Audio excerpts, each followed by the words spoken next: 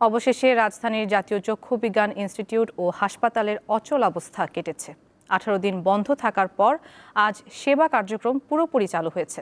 সেখানে রয়েছেন সহকর্মী শিউলি শবনম, আমরা কথা বলবো তার সাথে। শিউলি, দীর্ঘ বন্ধের পর জাতীয় চক্ষু বিজ্ঞান ইনস্টিটিউটের সেবা কার্যক্রম কতটা স্বাভাবিক দেখছেন আপনি?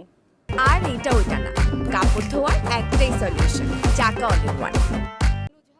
আপনি যেরকম বলছিলেন আসলে 17 দিন পর জাতীয় চক্ষু বিজ্ঞান ইনস্টিটিউট হাসপাতাল চালু হয়েছে এবং আমরা সকাল থেকে দেখতে পেয়েছি রোগীরা বিভিন্ন স্থান থেকে আসলে তারা হসপিটালে চিকিৎসার জন্য আসছেন এবং চিকিৎসার জন্য আমরা হসপিটালের ভেতরের অবস্থাও দেখেছি।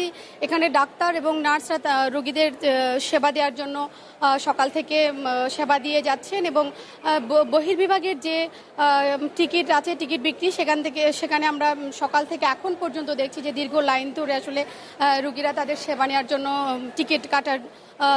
টিকিট কাটছেন এবং ডাক্তার দেখাচ্ছেন এবং ডাক্তাররাও রোগীদের সেবা দিয়ে যাচ্ছেন। তবে আমরা রোগীদের সাথে কথা বলে যেটা জানতে পেরেছি, অনেক রোগী আমাদের কাছে বলছেন যে যেহেতু মাঝখানে 17 দিনের একটা গ্যাপ ছিল, চিকিৎসা সেবা বন্ধ ছিল, সে কারণে অনেক রোগী তাদের ভোগান্তিতে পড়েছে এবং অনেকেই না জেনে সেই সময় আন্দোলনরত অবস্থায় হাসপাতালে এসেছেন এবং তারা ফিরে গেছেন। এর ফলে অনেক রোগী তাদের সময় অনুযায়ী যে চিকিৎসা সেবা নেওয়ার কথা ছিল সেই সেবাটা তারা নিতে পারেননি। এর ফলে অনেকেই দুর্ভোগে পড়েছেন এবং এখন যেহেতু হাসপাতাল পুরোদমে চালু হয়েছে, এর ফলে তারা আসলে এক ধরনের স্বস্তি জানিয়েছেন। তারা মনে করছেন এর ফলে রোগীদের মধ্যে যে চিকিৎসা না পাওয়ার যে অচল অবস্থা ছিল সেটা আসলে কেটে যাবে এবং এই জন্য তারা স্বস্তি জানিয়েছেন।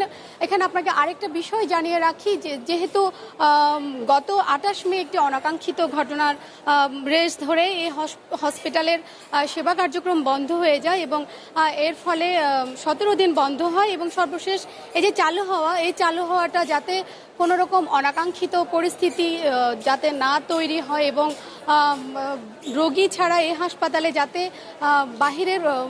বহির কোনো লোক আসতে না পারে, সেই জন্য আসলে এখানে আমরা দেখেছি সকাল থেকে কড়া আইন শৃঙ্খলা বাহিনীর সদস্যরা নিয়োজিত আছেন এবং কড়া আইন শৃঙ্খলা মোতায়েন করা হয়েছে এবং 3 প্লাটুন পুলিশ এখানে মোতায়েন করা আমরা দেখেছি এবং যেসব রোগী বহির্বিভাগে আসার জন্য তারা হাসপাতালের যে গেট আছে সে গেট দিয়ে তারা যখন প্রবেশ করছিলেন, আমরা দেখেছি যে নিরাপত্তার স্বার্থে অনেক পুলিশ সদস্যরা তাদেরকে তল্লাশি করে তারা হসপিটালের ভেতরে প্রবেশ করাচ্ছেন।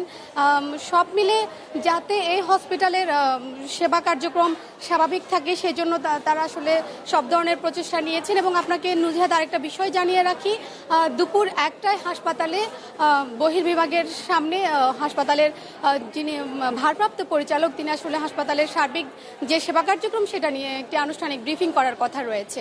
নুজহাত, ধন্যবাদ আপনাকে যুক্ত হবার জন্য।